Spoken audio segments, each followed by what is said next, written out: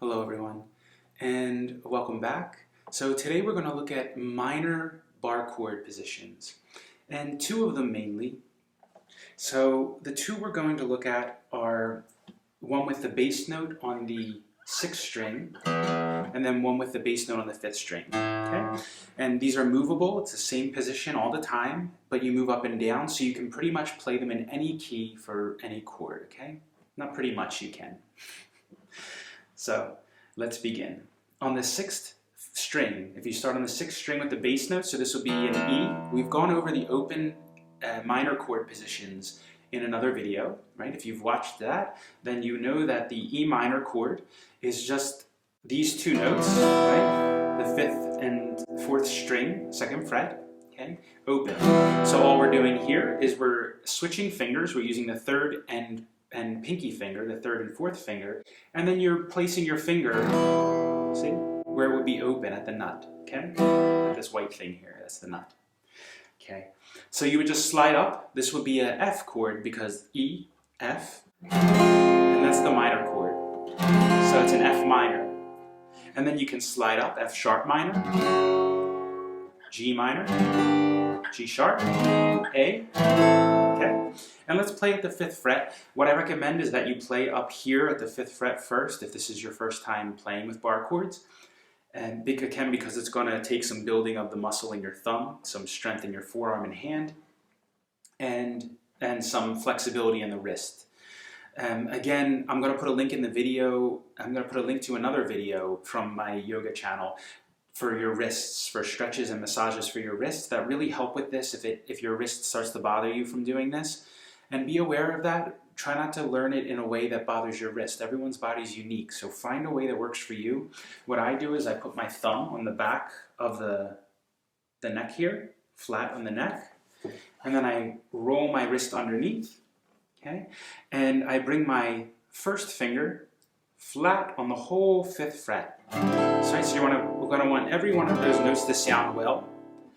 Then you're going to bring, for this one you can put your 2nd finger on top of your 1st if that helps you press down, see? Because you're only using 2 fingers. Then you're going to bring the 3rd finger on the 5th string, 7th fret, 2 frets away from your 1st finger. Then you're going to bring your pinky on the 4th string, 7th fret, 2 frets away from your index finger, just below your 3rd finger, okay? And then you're going to play every single note.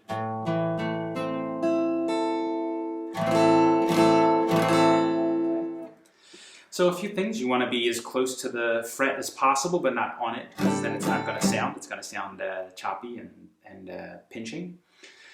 So you want to have it as close as you can, but pressing down strong. These fingers, you want to make sure that the pinky especially is not hitting the 4th string when you're going down, so that that's sounding.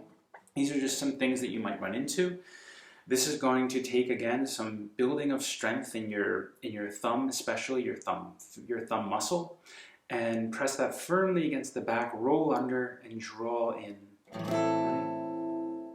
And then I would recommend just playing these all the way up here, then all the way down, going down, down, down, down, and all the way up until you feel comfortable with that position. This will take some practice. You have to build the muscle memory, strengthen the muscles, right? And then I would practice this again with the finger picking exercises that we did, right? If you look at the introduction to finger picking video, and you can practice everything together. So if we move down to the 5th string and we come to the bass note just below the one we were just playing on the 5th fret, that would be D. So if you look at the major bar chord video that I've put on here, so this minor chord position is going to be almost exactly the same as the major chord position, bar chord position, except that it's going to be on the 5th string instead of the 6th. Again, you kind of mute the 6th string with your tip of your index finger because we're not playing that. Then you're going to bring your 2nd finger on the 6th fret, so 1 fret away on the 2nd string.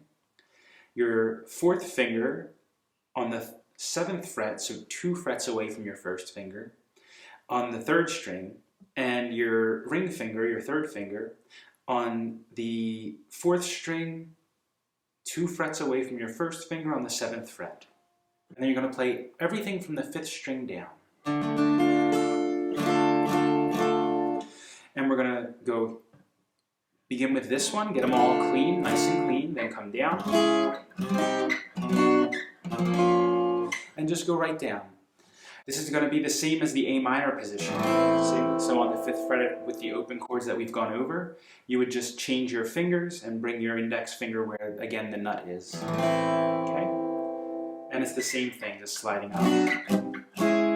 Okay. And that's pretty much it. Okay? I would go over those chords, those bar chord positions, until you build up the strength in your thumb. Again, it's going to take some strength to play these.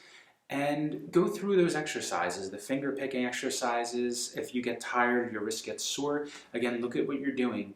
Try to adjust for your body, right? It's unique. Everyone has a different way of playing. Everyone has their own style, right? Of course, there are good and bad habits, like conducive to being faster or cleaner, things like that.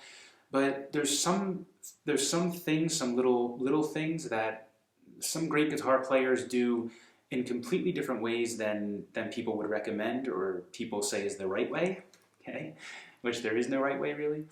And it works for them, right? They develop their own unique style. So listen to your body and find an angle that works for you, a way of playing it that works for you. So as always, guys, thanks for tuning in. Feel free to leave me a comment if there's anything you'd like to see, any questions you have, any lessons or tutorials that you would like to see. And until then, happy practicing. Right? Remember, enjoy your practice, take a break, and until next time, take care.